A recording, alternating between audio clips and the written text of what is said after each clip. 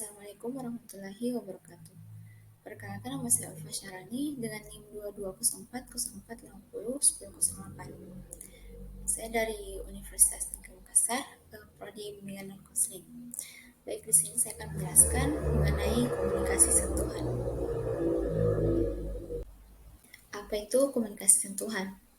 Sebenarnya, sentuhan adalah perilaku nonverbal yang multimakna, dapat menggantikan 1000 kata. Kenyataannya, sentuhan ini bisa merupakan tamparan, pukulan, cubitan, senggolan, tupukan, belayan, pegangan atau jabatan tangan, rabaan, hingga sentuhan lembut sekilas. Sentuhan kategori terakhirlah yang sering diasosiasikan dengan sentuhan. Sentuhan tidak bersifat acak, melainkan suatu strategi komunikasi yang penting. Beberapa studi menunjukkan bahwa sentuhan bersifat persuasif. Misalnya, subjek yang lengannya disentuh lebih cenderung menandatangani suatu petisi daripada mereka yang tidak disentuh. Jadi dapat disimpulkan bahwa komunikasi sentuhan merupakan komunikasi yang berhubungan dengan kontak fisik secara langsung dengan orang lain atau antar individu. Menurut Heslin, tahun 2007, terdapat 5 kategori sentuhan yang merupakan suatu rentang dari yang impersonal hingga yang sangat personal. Kategori-kategori tersebut adalah 1. Fungsional dan personal. Di sini, sentuhan bersifat dingin dan berorientasi bisnis. Misalnya, pelayan toko membantu pelanggan dalam memilih pakaian. Sosial, seperti sopan. Berlaku dalam situasi ini membangun dan memperteguh pengharapan, aturan dan praktik sosial yang berlaku, misalnya berjabat tangan. Kedua, persahabatan kehangatan. Kategori ini meliputi setiap sentuhan yang menandakan afeksi atau hubungan yang akrab. Misalnya, dua orang yang saling merangkul setelah mereka lama berpisah. Ketiga, cinta dan keintiman. Kategori ini merujuk pada sentuhan yang menyatakan keterikatan emosional atau ketertarikan. Misalnya, mencium pipi orang tua dengan lembut, orang yang sepenuhnya memeluk orang lain, dua orang yang bermain kaki di bawah meja, orang Eskimo yang saling menggosokkan hidung. 4. Yaitu rangsangan seksual. Kategori ini berkaitan erat dengan kategori sebelumnya, hanya saja motifnya bersifat seksual.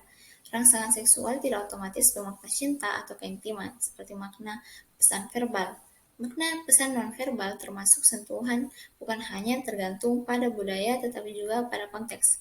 Maka sentuhan itu sangat kompleks. Tak salah bila Jude Burgon menyimpulkan bahwa sentuhan adalah perilaku nonverbal yang paling provokatif tetapi paling sedikit dipahami.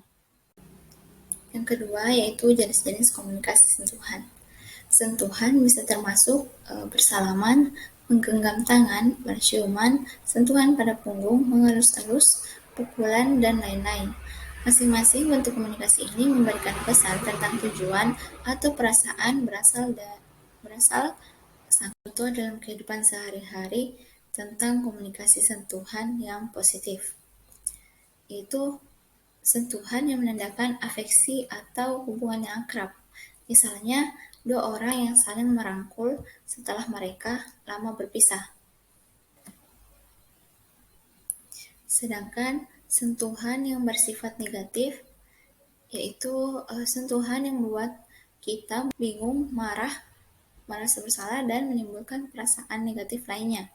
Sentuhan yang membuat kita merasa terluka secara fisik maupun perasaan. Contohnya, ketika seseorang menyentuh bagian tubuh kita sementara kita tidak ingin disentuh.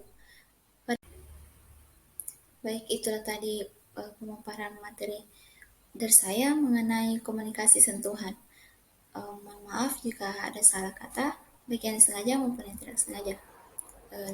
Lebih dan kurangnya dimaafkan. Wabillahi taufiq wal hidayah. Wassalamualaikum warahmatullahi wabarakatuh.